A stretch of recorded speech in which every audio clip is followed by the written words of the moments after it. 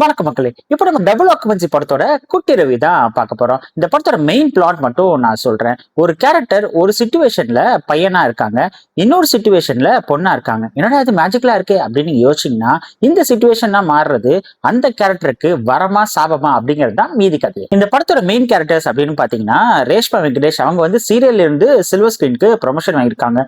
பரவாயில்லையே நல்லா நடிக்கிறாங்களே அப்படின்னு தான் தோணுச்சு. த்ரூ அவுட்டா ஒரு நல்ல பெர்ஃபார்மன்ஸ் தான் கொடுத்திருந்தாங்க. சந்தோஷ் வந்து ஒரு நியூ ஃபேஸா இருந்தாலும் கொடுத்த கேரக்டர் நல்லா ஹீரோயிக்கா நல்லா பண்ணியிருக்காரு.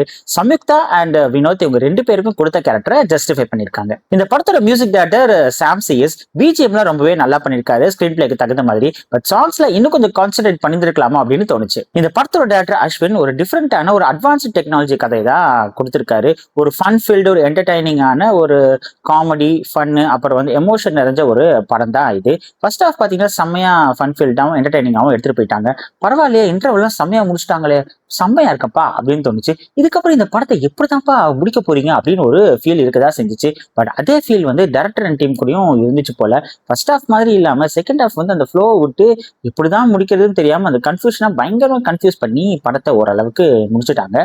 வில்லன்கள்லாம் வந்து இன்னும் கொஞ்சம் இன்ட்ரெஸ்டிங்காகவும் கொஞ்சம் எஃபிஷியன்டாகவும் யூஸ் பண்ணியிருந்தா இந்த படம் இன்னும் நல்லா இருந்திருக்கும். ஃபர்ஸ்ட் ஹாஃப் மாதிரியே செகண்ட் ஹாஃபும் வந்து இன்னும் கொஞ்சம் என்டர்டைனிங்காகவும் இன்னும் பெட்டராகவும் பண்ணியிருந்தா இந்த படம் ஒரு சூப்பர் ஹிட் படமா அமைஞ்சிருக்கும். இது யாருக்கான படம் அப்படின்னு பாத்தீங்கன்னா, கண்டிப்பா இது ஒரு 16+ மெச்சூர் ஆடியன்ஸ் கொண்டான படம் தான் சொல்லுவேன். ஏன்னா அதுக்கு தகுந்த மாதிரி ஸ்கிரீன் பிளேல அங்கங்க நிறைய விஷயங்களை வச்சிருக்காங்க.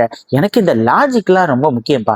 படம் கொஞ்சம் யூஸ்ஃபுல்லாகவும் வேல்யூபிளாகவும் இருக்கும் அப்படின்னு வந்து யோசிக்கிற மக்களுக்கு இது ஒரு சுமாரான படமா இருக்கும்.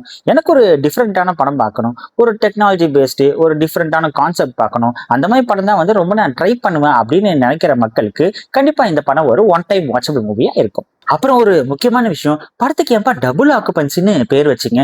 புரியுது, இங்கிலீஷ்ல கரெக்டான மீனிங் தான் இந்த ஸ்கிரீன் பிளேக்கு தகுந்த மாதிரி வச்சிருக்கீங்கன்னு புரியுது. பட் திடீர்னு இந்த படம் பத்தி தெரியாதவங்க தியேட்டர்ல போய் பார்க்கும்போது டபுள் ஆக்குபென்சி நவ் ஷோயிங் அப்படின்னு போட்டிருக்காங்க.